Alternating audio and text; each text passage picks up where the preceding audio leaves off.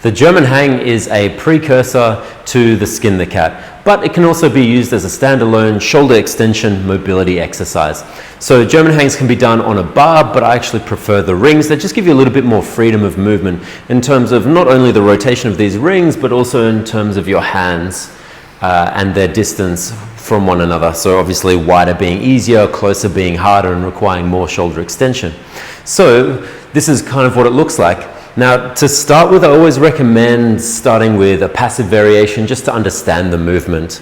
And passive just meaning that we're going to hang out in the position, just to become familiar with it, just to understand what we're actually trying to do and the structures we're trying to load and stretch.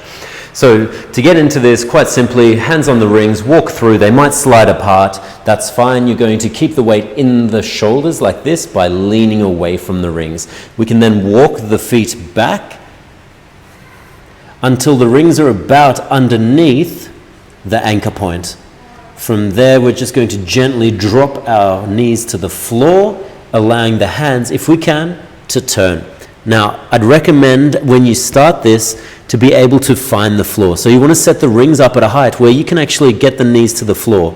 Reason being, the more we can touch the floor, the more support we have, the more trust we build with that central nervous system, the deeper stretch we can get because the body gives us that permission and yields a little bit more over time. So this would be the passive version, just allowing the hips to potentially sink back towards the heels.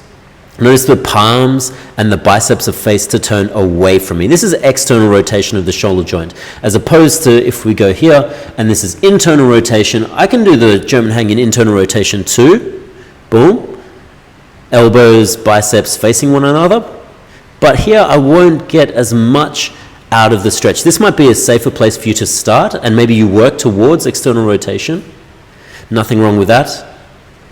But here this is a little bit safer because it's not as an extreme end range position. So that's the first step, being able to be passive in that. Now, if that's okay, and we've done that for a bit of time, and you're becoming familiar with the sensation and the stretches that happen through the chest and the shoulder joint, and it feels quite strong, even though towards the end of the prescribed time you might get a bit of a deeper stretch. If that's all okay, we can move to maybe active passive. And active passive can also be better for someone who has incredible range but has no strength through that range and their shoulder extension isn't very strong. Whereas opposed to someone who's tight like me might have a bit more value staying with that passive for a little bit longer, that variation a little bit longer. So active passive simply means we're going to now come in and out of the position. And this is now starting to get closer to mimicking a skin the cat. So when we talk active or passive, we start in the same way. We lean away from the rings, then walk back. So the rings are underneath the anchor point. And you'll notice I start by hiking my hips and I'm in internal rotation of the shoulder. As I lower, just like we did with the German hang, with the passive variation, we're going to go into external rotation as the knees gently come towards the floor. Now from here, all we're going to do is reverse it. And I want you to start at the shoulders. So that means internal rotation here. And then when you can no longer go into more internal rotation and you physically can't pull that as much anymore, you allow the feet to help to lift the knees to continue the movement so that the hips come up as high as they can. And then you're just going to alternate between sinking down into external rotation of the shoulders, rounding internal rotation, and rounding the upper back at the top here, going into protraction.